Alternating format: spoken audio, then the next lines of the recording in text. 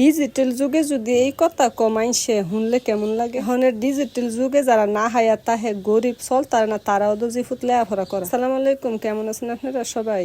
সাকিবের লইয়া পড়ছি লাইব্রেরিতে কোরআন শরীফ নিতাম। আলহামদুলিল্লাহ সিফারা শেষ করে আমার সাকিবে কোরআন শরীফ লইব, এই কারণে কোরআন শরীফ নিতাম লাইব্রেরিতে। মা ফুতাইয়া পড়ছি। এখনের যুগে যদি কেউ প্রশ্ন করে রুজিয়াফা আপনার ফুতাইতে লেয়াফরা করেনি, কি কইতাম মন রাস্তা আপনারাই কন্যা। মার্শাল্লাহ আমি আমার দুই ফুতের সব দিক দিয়ে চেষ্টা করতেছি প্রতিষ্ঠিত করার লিগে। একজন মুসলমানের সন্তানেরা মুসলমান হইব না, আরবি কোরআন শরীফ বাংলা পড়বো না, এটা কোনো কথা? আমার ছেলেরা সারাদিন যে পরিশ্রম লেখাপড়া স্কুল প্রাইভেট আমার পিছনে করে, আমার দেহা সরতে আশেপাশে গ্রামের ভিতরে আমি দেখি নাই এত পরিশ্রম ফুলাফাইনে করতে। মা ওয়ে প্রশংসা করতেছে, আপনারা আবার কইেন না আপনি মা ওয়ে প্রশংসা করতেছেন মাইনসে না করবো। মাইনসে তো করোই, আশেপাশের মাইনসে যারা দূর থেকে ভিডিও দেখে তারা কি আর করে? আমার দুই ফুতে বাতিজি মিল্লা একসাথে প্রাইভেট পড়তে যাইতেছে, আরবি প্রাইভেট। বিকালবেলা বৃষ্টি হয়েছে, এরপরে ফাড়াইতেছি। ওয়াদা দিছি আমার বড় ফুতে যদি কোরআন শরীফ লয় হেরা তা আবার রান্না করে খাইয়াম, হেরা যতজন ছাত্রছাত্রী পড়ালেখা করে। এই কারণে বাইরে লার্কি চুলার মেজে বিরিয়ানি রান্না করতেছি বাচ্চারা খাওয়ানোর লিগা তাবারক হিসেবে। ইফারা যখন লইছে তখন দহকল তেরে বিস্কিট খাওয়াইছে, এখন বিস্কিট খাওয়াই লইব।